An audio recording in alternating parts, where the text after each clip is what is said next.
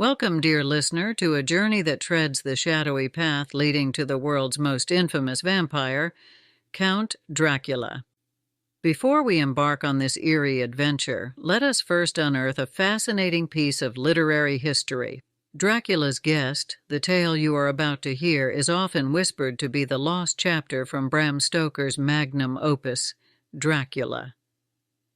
Conceived originally as part of the novel, this chapter was excised from the final manuscript, left to wander the mists of the Carpathian Mountains until it found its place in the world, published posthumously as the title story in Dracula's Guest.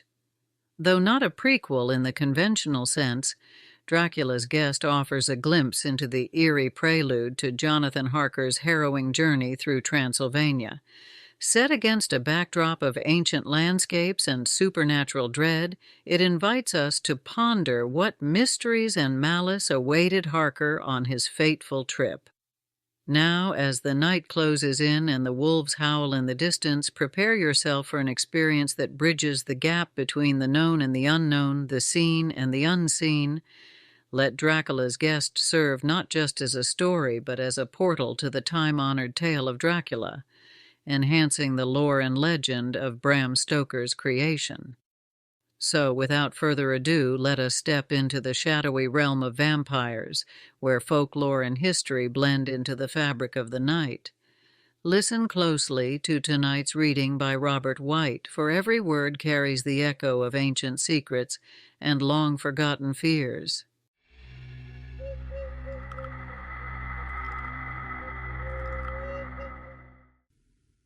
Dracula's Guest by Bram Stoker. When we started for our drive, the sun was shining brightly on Munich, and the air was full of the joyousness of early summer. Just as we were about to depart, Herr Delbruck, the maître d'hôtel of the Quatre Saisons, where I was staying, came down, bareheaded, to the carriage, and after wishing me a pleasant drive, said to the coachman, still holding his hand on the handle of the carriage door, "Remember, you are back by nightfall. The sky looks bright, but there is a shiver in the north wind that says there may be a sudden storm. But I am sure you will not be late." Here he smiled and added, "For you know what night it is." Johann answered with an emphatic, "Ja, mein Herr," and touching his hat, drove off quickly. When we had cleared the town, I said, after signalling to him to stop, "Tell me, Johann, what is tonight?"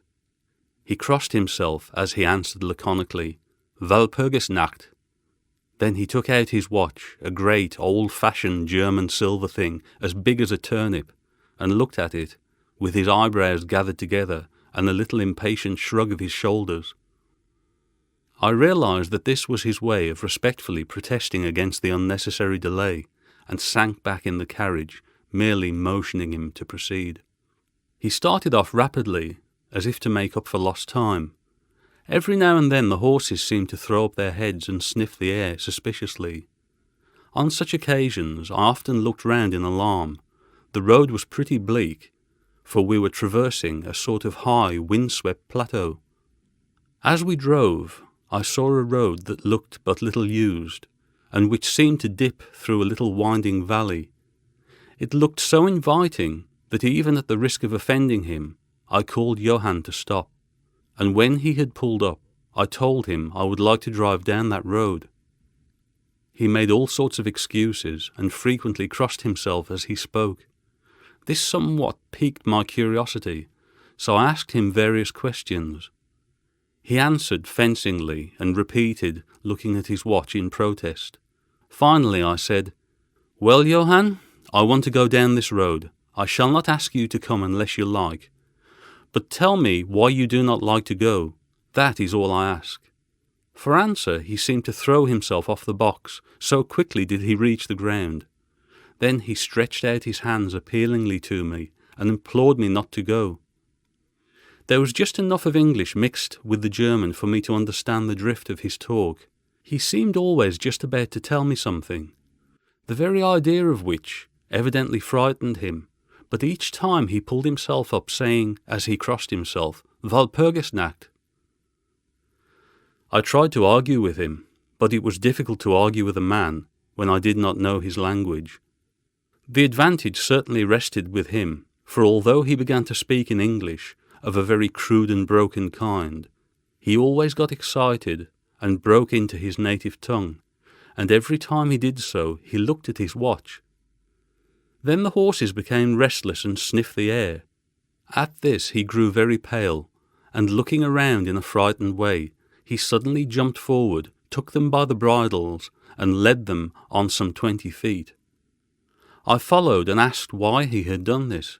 For answer he crossed himself and pointed to the spot we had left, and drew his carriage in the direction of the other road, indicating a cross, and said, first in German, then in English, "Buried him what killed themselves." I remembered the old custom of burying suicides at the crossroads. Ah, I see, a suicide. How interesting. But for the life of me, I could not make out why the horses were frightened. Whilst we were talking, we heard a sort of sound between a yelp and a bark. It was far away, but the horses got very restless, and it took Johann all his time to quiet them. He was pale, and said, "It sounds like a wolf, but yet there are no wolves here now." "No?" I said, questioning him. "Isn't it long since the wolves were so near the city?" "Long, long," he answered. "In the spring and summer, but with the snow the wolves have been here not so long." While he was petting the horses and trying to quiet them, the dark clouds drifted rapidly across the sky. The sunshine passed away, and a breath of cold wind seemed to drift past us. It was only a breath, however, and more in the nature of a warning than a fact, for the sun came out brightly again. Johann looked under his lifted hand at the horizon and said, "The storm of snow, he comes before long time." Then he looked at his watch again, and, straightway holding his reins firmly, for the horses were still pawing the ground restlessly and shaking their heads, he climbed to his box, as though the time had come for proceeding on our journey. I felt a little obstinate and did not at once get into the carriage. "Tell me," I said, "about this place where the road leads," and I pointed down. Again he crossed himself and mumbled a prayer before he answered. "It is unholy." "What is unholy?" I inquired. "The village." "Then there is a village?" No one lives there. Hundreds of years." My curiosity was piqued. "But you said there was a village." "There was." "Where is it now?" Whereupon he burst out into a long story in German and English, so mixed up that I could not quite understand exactly what he said. But roughly I gathered that long ago, hundreds of years, men had died there and been buried in their graves, and sounds were heard under the clay. And when the graves were opened, men and women were found rosy with life, and their mouths red with blood. And so, in haste to save their lives, aye, and their souls, and here he crossed himself, those who were left fled away to other places, where the living lived, and the dead were dead, and not something. He was evidently afraid to speak the last words. As he proceeded with his narration, he grew more and more excited. It seemed as if imagination had got hold of him, and he ended in a perfect paroxysm of fear, white-faced, perspiring, trembling and looking round him, as if expecting that some dreadful presence would manifest itself there in the bright sunshine on the open plain. Finally, in an agony of desperation, he cried, "Walpurgisnacht!" and pointed to the carriage for me to get in. All my English blood rose at this, and standing back I said, "You are afraid, Johann, you are afraid. Go home, I shall return alone. The walk will do me good." The carriage door was open. I took from the seat my oak walking stick, which I always carry on my holiday excursions, and closed the door, pointing back to Munich, and said, "Go home, Johann. Walpurgisnacht doesn't concern Englishmen." The horses were now more restive than ever, and Johann was trying to hold them in, while excitedly imploring me not to do anything so foolish. I pitied the poor fellow. He was deeply in earnest, but all the same I could not help laughing. His English was quite gone now.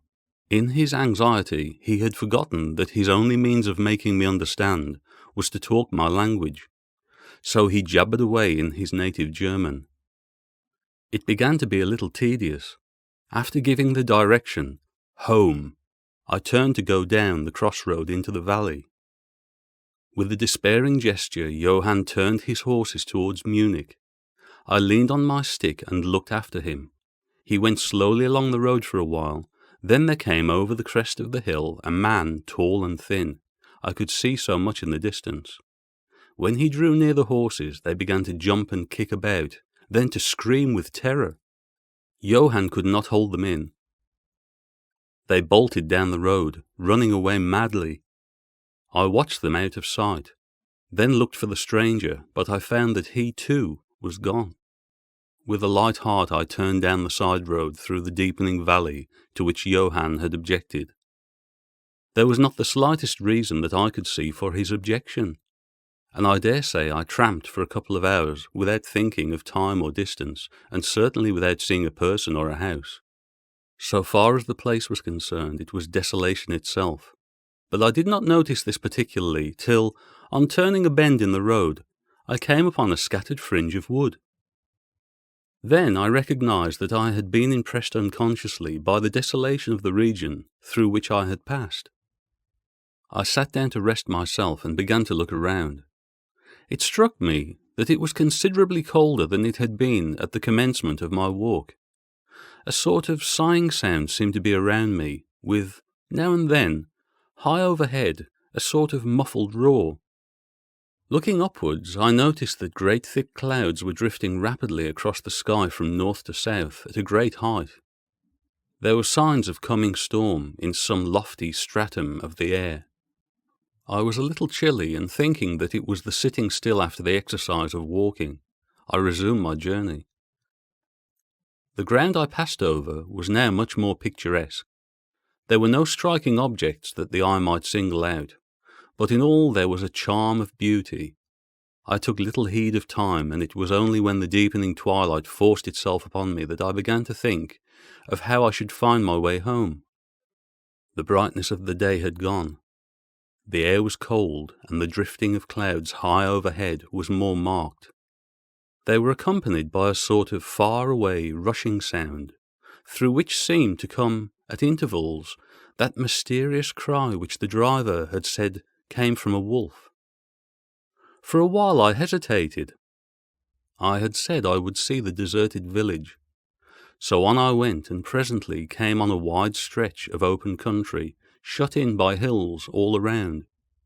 Their sides were covered with trees, which spread down to the plain, dotting, in clumps, the gentler slopes and hollows which showed here and there. I followed with my eye the winding of the road, and saw that it curved close to one of the densest of these clumps, and was lost behind it. As I looked, there came a cold shiver in the air, and the snow began to fall. I thought of the miles and miles of bleak country I had passed, and then hurried on to seek the shelter of the wood in front. Darker and darker grew the sky, and faster and heavier fell the snow, till the earth before and around me was a glistening white carpet, the further edge of which was lost in misty vagueness. The road was here but crude, and when on the level its boundaries were not so marked.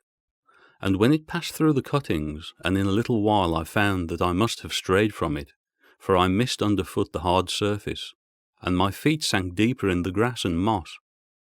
Then the wind grew stronger and blew with ever-increasing force, till I was fain to run before it. The air became icy cold, and in spite of my exercise I began to suffer. The snow was now falling so thickly, and whirling around me in such rapid eddies, that I could hardly keep my eyes open. Every now and then the heavens were torn asunder by vivid lightning, and in the flashes I could see ahead of me a great mass of trees, chiefly yew and cypress, all heavily coated with snow. I was soon amongst the shelter of the trees, and there, in comparative silence, I could hear the rush of the wind high overhead. Presently the blackness of the storm had become merged in the darkness of the night. By and by the storm seemed to be passing away. It now only came in fierce puffs or blasts. At such moments the weird sound of the wolf appeared to be echoed by many similar sounds around me. Now and again, through the black mass of drifting cloud, came a straggling ray of moonlight, which lit up the expanse and showed me that I was at the edge of a dense mass of cypress and yew trees. As the snow had ceased to fall, I walked out from the shelter and began to investigate more closely. It appeared to me that amongst so many old foundations as I had passed, there might still be standing a house in which, though in ruins, I could find some sort of shelter for a while. As I skirted the edge of the copse, I found that a low wall encircled it, and following this, I presently found an opening. Here the cypress formed an alley leading up to a square mass of some kind of building. Just as I caught sight of this, however, the drifting clouds obscured the moon, and I passed up the path in darkness. The wind must have grown colder, for I felt myself shiver as I walked. But there was hope of shelter, and I groped my way blindly on. I stopped, for there was a sudden stillness. The storm had passed, and perhaps in sympathy with nature's silence, my heart seemed to cease to beat. But this was only momentarily, for suddenly the moonlight broke through the clouds, showing me that I was in a graveyard, and that the square object before me was a great massive tomb of marble, as white as the snow that lay on and all around it. With the moonlight there came a fierce sigh of the storm, which appeared to resume its course with a long, low howl as of many dogs or wolves. I was awed and shocked, and felt the cold perceptibly grow upon me, till it seemed to grip me by the heart. Then, while the flood of moonlight still fell on the marble tomb, the storm gave further evidence of renewing, as though it was returning on its track. Impelled by some sort of fascination, I approached the sepulchre to see what it was, and why such a thing stood alone in such a place.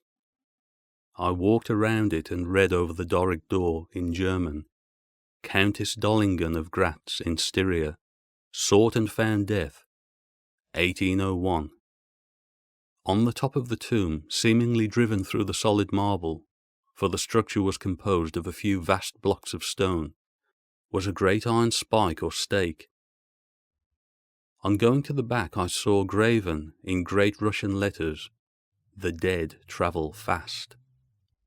There was something so weird and uncanny about the whole thing that it gave me a turn and made me feel quite faint. I began to wish for the first time that I had taken Johann's advice. Here a thought struck me, which came under almost mysterious circumstances, and with a terrible shock. This was Walpurgis Night. Walpurgis Night, when according to the belief of millions of people, the devil was abroad, when the graves were opened and the dead came forth and walked, when all evil things of earth and air and water held revel. This very place the driver had specially shunned. This was the depopulated village of centuries ago. This was where the suicide lay, and this was the place where I was alone, unmanned, shivering with cold in a shroud of snow, with a wild storm gathering again upon me. It took all my philosophy, all the religion I had been taught, all my courage, not to collapse in a paroxysm of fright. And now a perfect tornado burst upon me. The ground shook as though thousands of horses thundered across it, and this time the storm bore on its icy wings not snow, but great hailstones which drove with such violence that they might have come from the throngs of Balearic singers, hailstones that beat down leaf and branch and made the shelter of the cypresses of no more avail than though their stems were standing corn.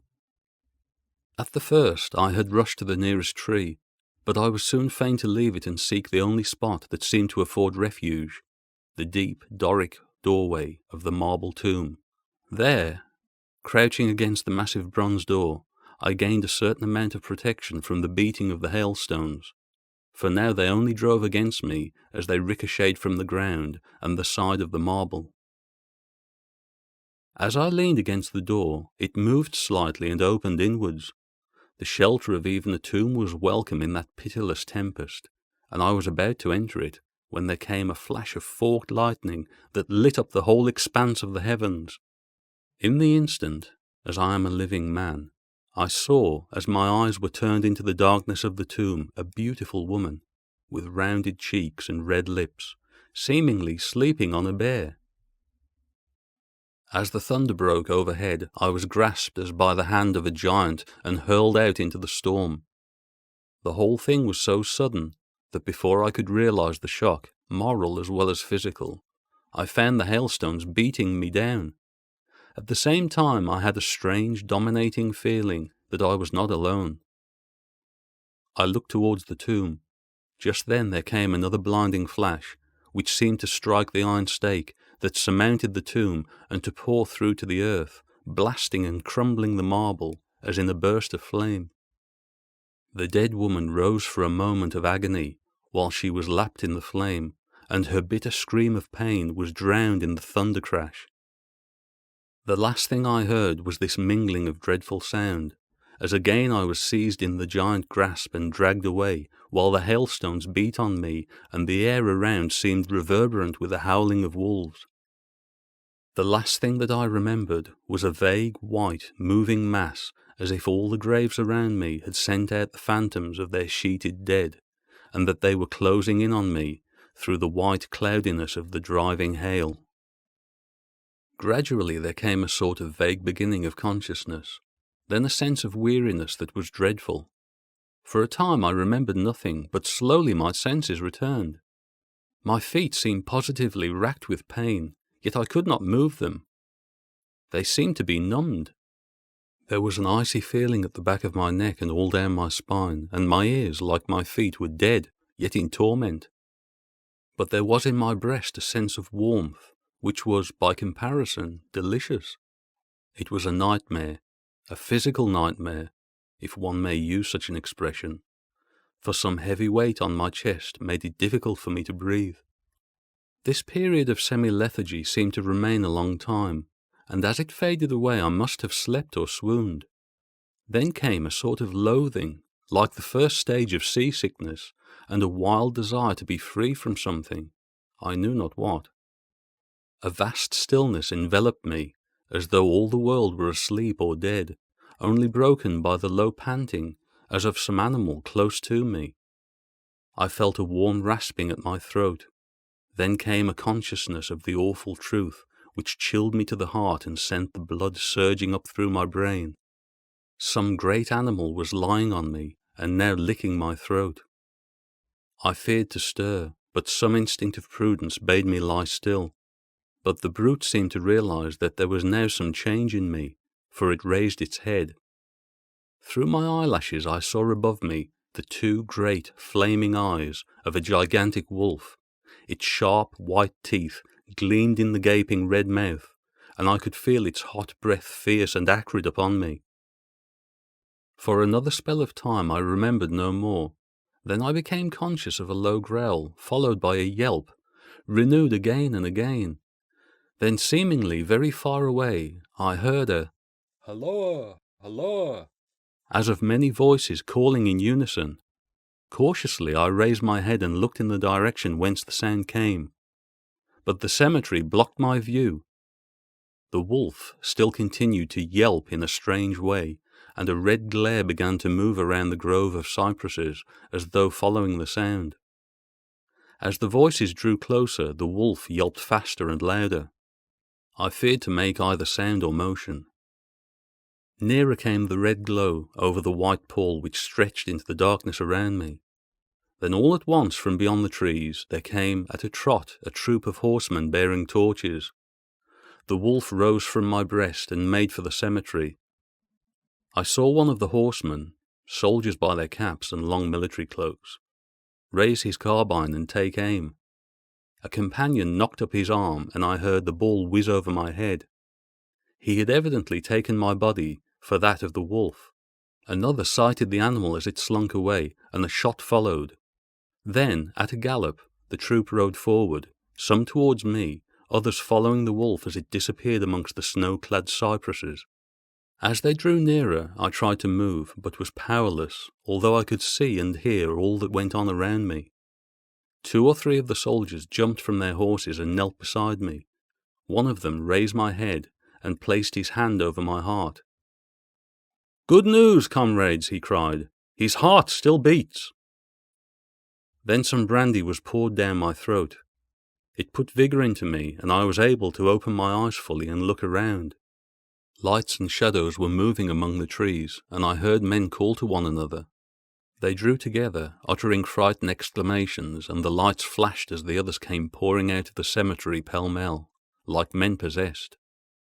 When the further ones came close to us, those who were around me asked them eagerly, "Well, have you found him?" The reply rang out hurriedly, "No, no, come away quick, quick. This is no place to stay, and on this of all nights." "What is it?" was the question, asked in all manner of keys. The answer came variously and all indefinitely, as though the men were moved by some common impulse to speak, yet were restrained by some common fear from giving their thoughts. It, indeed," gibbered one, whose wits had plainly given out for the moment. "A wolf, and yet not a wolf," another put in shudderingly. "No use trying for him without the sacred bullet," a third remarked in a more ordinary manner. "Serve us right for coming out on this night. Truly we have earned our 1,000 marks," were the ejaculations of a fourth. "There was blood on the broken marble," another said after a pause. "The lightning never brought that there. And for him, is he safe? Look at his throat. See, comrades, the wolf has been lying on him and keeping his blood warm." The officer looked at my throat and replied, "He is all right. The skin is not pierced. What does it all mean? We should never have found him, but for the yelping of the wolf." "What came of it?" asked the man who was holding up my head, and who seemed the least panic-stricken of the party, for his hands were steady and without tremor. On his sleeve was the chevron of a petty officer. "It went to its home," answered the man, whose long face was pallid, and who actually shook with terror as he glanced around him fearfully. "There are graves enough there in which it may lie. Come, comrades, come quickly, let us leave this cursed spot."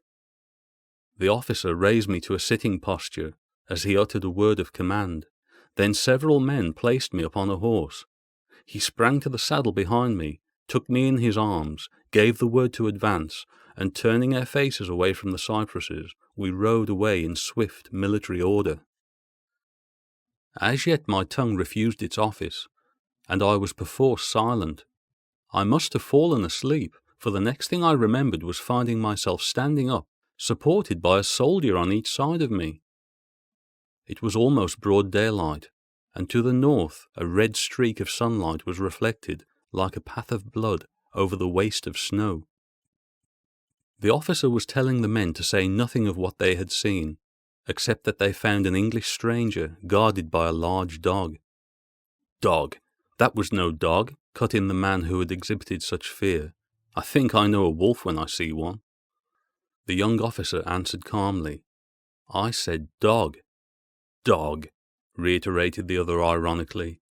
It was evident that his courage was rising with the sun, and pointing to me, he said, "Look at his throat. Is that the work of a dog, master?"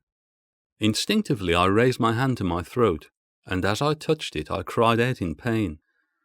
The men crowded round to look, some stooping down from their saddles, and again there came the calm voice of the young officer. "A dog, as I said.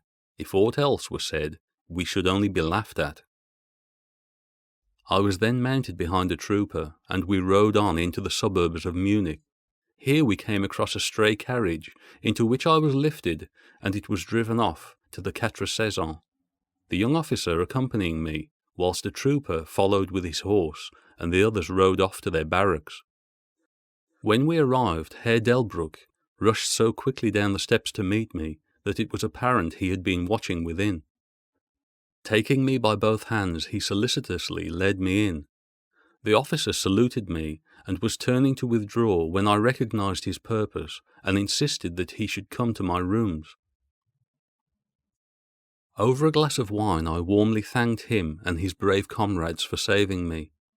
He replied simply that he was more than glad, and that Herr Delbruck had at first taken steps to make all the searching party pleased, at which ambiguous utterance the maître d'hôtel smiled, while the officer pleaded duty and withdrew. But Herr Delbruck, I inquired, how and why was it that soldiers searched for me? He shrugged his shoulders as if in depreciation of his own deed, as he replied, I was so fortunate as to obtain leave from the commander of the regiment in which I served to ask for volunteers. But how did you know I was lost? I asked. The driver came hither with the remains of his carriage, which had been upset when the horses ran away. But surely you would not send a search party of soldiers merely on his account? Oh no, he answered. But even before the coachman arrived, I had this telegram from the boyar whose guest you are. And he took from his pocket a telegram, which he handed to me, and I read. Bistritz. Be careful of my guest. His safety is most precious to me. Should aught happen to him, or if he be missed, spare nothing to find him and ensure his safety. He is English and therefore adventurous. There are often dangers from snow and wolves at night. Lose not a moment if you suspect harm to him. I answer your zeal with my fortune. Dracula. As I held the telegram in my hand, the room seemed to whirl around me, and if the attentive maître d'hôtel had not caught me, I think I should have fallen. There was something so strange in all this, something so weird and impossible to imagine, that there grew on me a sense of my being in some way the sport of opposite forces, the mere vague idea of which seemed in a way to paralyse me. I was certainly under some form of mysterious protection.